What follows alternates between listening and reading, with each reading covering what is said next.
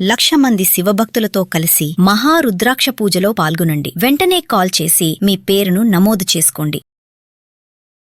Suman TV ప్రేక్షకులకు నమస్కారం. నేను మీ అనలిస్ట్ మందడి కృష్ణారెడ్డిని మాట్లాడుతున్నాను. బంగారం మగవాళ్ళు ప్రతి ఒక్కరికి ఆసక్తికరమైన విషయం ఇది.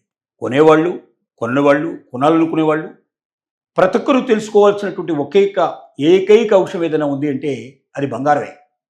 నిన్న మొన్నటి దాకా రోజు రోజుకి తగ్గిపోయి కుంగిపోయి ₹1,00,000 దాకా వస్తుందే ఉన్న బంగారం ఈ వారంలో రోజు రోజుకి కొద్దిగా పెరుగుతూ ముందుకెళ్తుంది. నిన్న మొన్న చూసినట్టయితే 3,000, ₹5,000 దాకా పెరుగుదల కనబడుతుంది. వెండిలో కూడా 5,000 నుంచి ₹10,000 దాకా పెరుగుదల కనబడుతుంది. మరి ఇలాగే పెరుగుతుందా, మళ్ళీ తగ్గుతుందా? మీమాంస మొదలైంది. గతంలోనే మేము మనవి చేసినట్టుగా 2 రకాల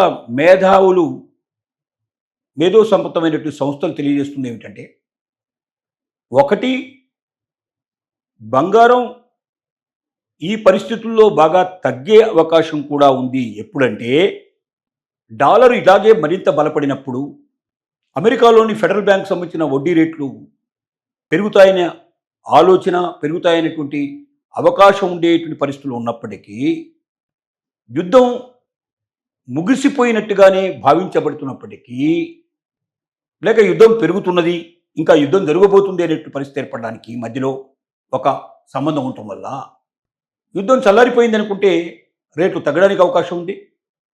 యుద్ధం మరీ జరుగుతుంది అనుకుంటే రేట్లు పెరగడానికి అవకాశం ఉంది. అలాగే రష్యా లోపల డాలర్ను అంగీకరించడం మీద, రష్యా రోజు రోజుకి తనకున్న బంగారు నిల్వలు అమ్ముకుంటామని మీద, ఇలాంటి అనేక రకాల అంశాల మీద ఆధారపడి ఇంటర్నేషనల్ బులియన్ మార్కెట్ ఆధారపడి ఉంది. 5,000 కన్నా ఎక్కువగా డాలర్లు ఒక ఔన్సు బంగారం దొరికే పరిస్థితి నుంచి 4,000 అటు ఇటుగా తచ్చాడుతున్న పరిస్థితుల లోపల, ఒకవేళ 4,000 దిగువకు బాగా పడిపోతే ఆటోమేటిక్గా బంగారం రేటు ఇంకా పడిపోయే అవకాశం. అలా కాకుండా అది 5,000కు పైగా చేరినట్టయితే బంగారం రేటు బాగా పెరిగే అవకాశం ఉంది. కాబట్టి కొందరు నిపుణులు చెప్తున్నట్టుగా డాలర్ రేటు బాగా బలపడితే బంగారం రేటు తగ్గుతుంది. ఫెడరల్ బ్యాంకు లోపల, అమెరికాలోని ఫెడరల్ బ్యాంక్ యొక్క వడ్డీ రేట్లు పెరుగుతాయనే ఆశ ఉంటే బంగారు రేట్లు పడిపోతాయి. యుద్ధం ఆగిపోతే బంగారు రేట్లు పడిపోతాయి. లేక యుద్ధం కొనసాగితే బంగారు రేట్లు పడిపోయే అవకాశం ఉంది. యుద్ధం ఆగిపోతే బంగారు రేట్లు పెరిగే అవకాశాలు ఉన్నాయి. అలాగే అనేక రకాల పరిస్థితుల మీద ఈ బంగారు రేట్లు ఆధారపడి ఉన్నాయి. ఒకవైపు చెబుతున్నటువంటి మేధావుల ఆలోచన ప్రకారంగా ఇది 1,30,000, 1,20,000 దాకా దిగొస్తుంది, ₹1,00,000 కూడా వెళ్లే ప్రమాదం ఉందని ఒకవైపు చెప్తూ ఉంటే, మరొక వైపున ఇది అలా కాదు, ఇది మెల్లమెల్లగా పెరుగుతూ ఉంటుంది, ఇది ఇంకా పెరిగే అవకాశం ఉంటుంది అని ఇంకొక వాదన చెప్తున్నారు. కానీ ఇద్దరూ ఒప్పుకుంటున్న విషయం ఏమిటంటే, 2027 మార్చి 31 నాటికి ఖచ్చితంగా 1 తులం బంగారం రేటు భారతదేశపు మార్కెట్లో ఖచ్చితంగా 3 లక్షలు దాటుతుందనేది ఇద్దరు ఒప్పుకుంటున్న అంశం.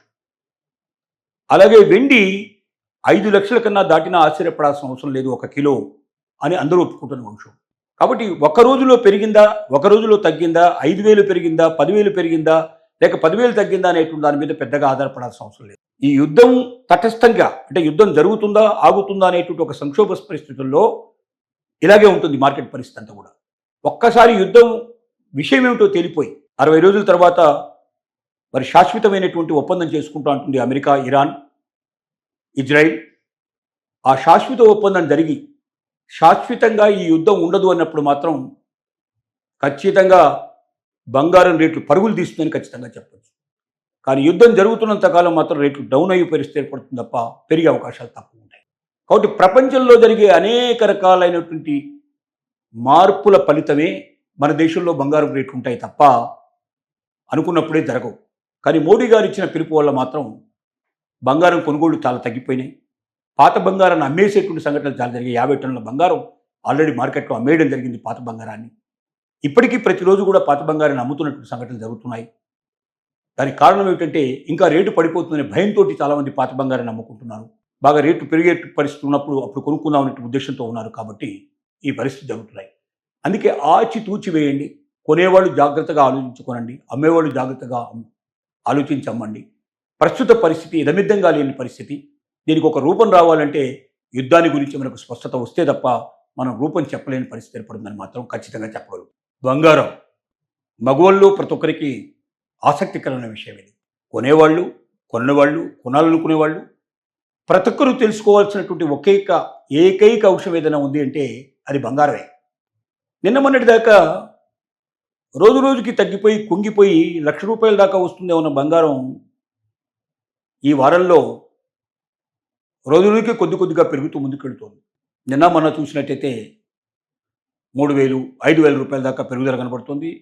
వెండిలో కూడా 5,000 నుంచి ₹10,000 దాకా పెరుగుదల కనబడుతుంది. మరి ఇలాగే పెరుగుతుందా, మళ్ళీ తగ్గుతుందా? మీమాంస మొదలైంది. గతంలోనే మేము మనవి చేసినట్టుగా 2 రకాల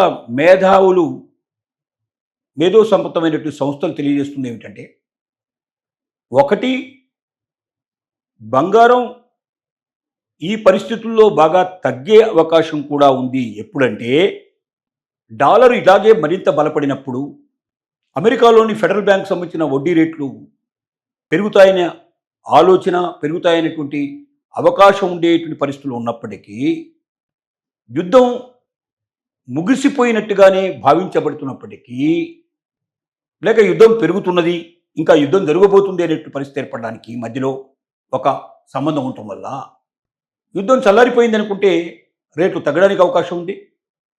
యుద్ధం మరీ జరుగుతుంది అనుకుంటే రేట్లు పెరగడానికి అవకాశం ఉంది. అలాగే రష్యా లోపల డాలర్ను అంగీకరించడం మీద, రష్యా రోజు రోజుకి తనకున్న బంగారు నిల్వలు అమ్ముకుంటామని మీద, ఇలాంటి అనేక రకాల అంశాల మీద ఆధారపడి ఇంటర్నేషనల్ బులియన్ మార్కెట్ ఆధారపడి ఉంది.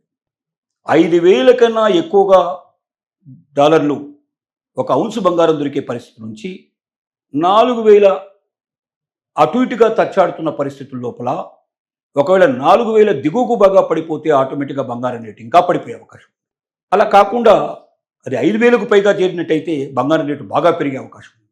కాబట్టి కొందరు నిపుణులు చెప్తున్నట్టుగా డాలర్ రేటు బాగా బలపడితే బంగారం రేటు తగ్గుతుంది.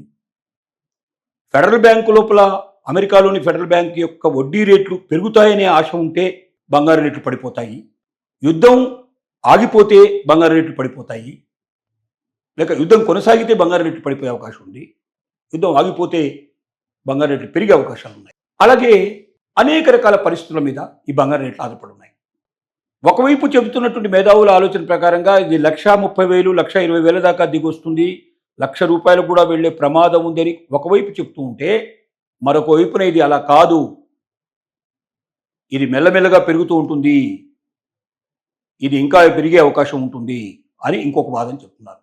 కానీ ఇద్దరూ ఒప్పుకుంటున్న విషయం ఏమిటంటే 2027 మార్చి 31 నాటికి ఖచ్చితంగా 1 తులం బంగారం రేటు భారతదేశపు మార్కెట్లో ఖచ్చితంగా 3 లక్షలు దాటుతుందనేది ఇద్దరు ఒప్పుకుంటున్న అంశం. అలాగే వెండి 5 లక్షల కన్నా దాటినా ఆశ్చర్యపడాల్సిన అవసరం లేదు 1 కిలో అని అందరూ ఒప్పుకుంటున్న అంశం.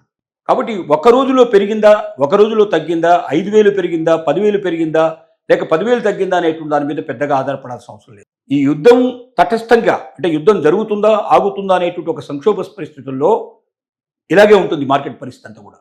ఒక్కసారి యుద్ధం విషయం ఏమిటో తేలిపోయి 60 రోజుల తర్వాత మరి శాశ్వతమైనటువంటి ఒప్పందం చేసుకుంటూ ఉంటుంది అమెరికా, ఇరాన్, ఇజ్రాయిల్. ఆ శాశ్వత ఒప్పందం జరిగి శాశ్వతంగా ఈ యుద్ధం ఉండదు అన్నప్పుడు మాత్రం ఖచ్చితంగా బంగారం రేట్లు పరుగులు తీస్తుందని ఖచ్చితంగా చెప్పచ్చు. కానీ యుద్ధం జరుగుతున్నంత కాలం మాత్రం రేట్లు డౌన్ అయ్యే పరిస్థితి ఏర్పడుతుంది తప్ప పెరిగే అవకాశాలు తక్కువ ఉంటాయి. కాబట్టి ప్రపంచంలో జరిగే అనేక రకాలైనటువంటి మార్పుల ఫలితమే మన దేశంలో బంగారం రేట్లు ఉంటాయి తప్ప అనుకున్నప్పుడే జరగవు. కానీ మోడీ గారు ఇచ్చిన పిలుపు వల్ల మాత్రం బంగారం కొనుగోళ్లు చాలా తగ్గిపోయినాయి. పాత బంగారాన్ని అమ్మేసేటువంటి సంఘటనలు చాలా జరిగాయి. 50 టన్నుల బంగారం ఆల్రెడీ మార్కెట్లో అమ్మేయడం జరిగింది పాత బంగారాన్ని. ఇప్పటికీ ప్రతిరోజు కూడా పాత బంగారాన్ని అమ్ముతున్నటువంటి సంఘటనలు జరుగుతున్నాయి. దానికి కారణం ఏమిటంటే ఇంకా రేటు పడిపోతుందనే భయంతో చాలామంది పాత బంగారాన్ని అమ్ముకుంటున్నారు. బాగా రేటు పెరిగే పరిస్థితి ఉన్నప్పుడు అప్పుడు కొనుక్కుందాం అనే ఉద్దేశంతో ఉన్నారు కాబట్టి ఈ పరిస్థితి జరుగుతున్నాయి. అందుకే ఆచితూచి వేయండి. కొనేవాళ్ళు జాగ్రత్తగా ఆలోచించుకోనండి, అమ్మేవాళ్ళు జాగ్రత్తగా ఆలోచించి అమ్మండి. ప్రస్తుత పరిస్థితి ఇదమిద్దంగా లేని పరిస్థితి. దీనికి ఒక రూపం రావాలంటే యుద్ధాన్ని గురించి మనకు స్పష్టత వస్తే తప్ప మనం రూపం చెప్పలేని పరిస్థితి ఏర్పడుతుందని మాత్రం ఖచ్చితంగా చెప్పగలుగుతాం.